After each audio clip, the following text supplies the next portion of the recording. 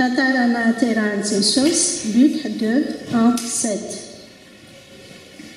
Ny filazantsarany Luka dia nametraka naterahany Jesosy nandritra ny fandrisambahoaka. Ary tamin'izany andro izany dia nisy didy navoaka ny Auguste Kaisara hampanoratra ny anaran'ny vahoaka rehetra amin'ny fanjakana. Joseph avy tao Nazareta nandeha nankany Betlehem tanànan'i Davida mba ho soratana izy sy Maria ofombadiny izay efa be voka. Dia samy nankany amin'ny tanànany avy izy rehetra mba ho soratana.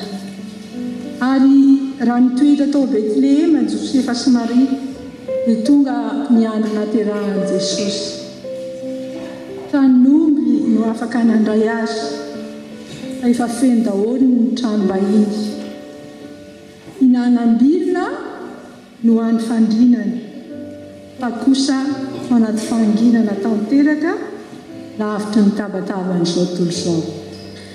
Ary raha nitoetra teo izy dia tonga ny andro hahavelomana.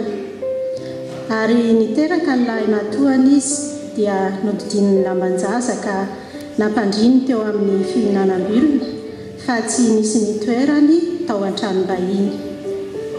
Asehon'ny filazantsarany Luka fa tamin'ny andro ondry mahantra no nilazan'Andriamanitra ny nahaterahany mpamonjy mpanjaka. Ny filazantsarany Matthieu kosa dia ny magy no nampahitan'Andriamanitra ny kintana. Olona avy lavitra sady manan-karena ny magy tonga nanolotra zavatra sarobidy ho an'ny zaza.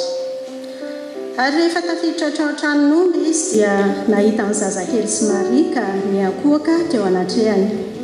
Ary noho ny efa nosokafany ny fitehirizan-drakany dia nanolotra zavatra ho azy izy dia volamena sy zava-manitra ary miora.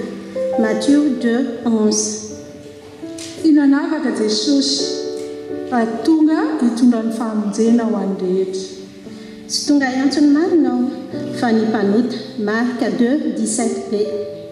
Ny afatra fonosiny hira atolotra dia Jesosy mpanjaka, tompo sy mpamonjy nefa nanetry teny, nampiseho famarinana.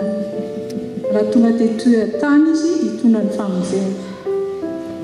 Ny fomadio kosa no tena fanatitra sarobidy tiany Jesosy atolotra azy mba handraisantsika ny fiadanana ny fiainana izay atony.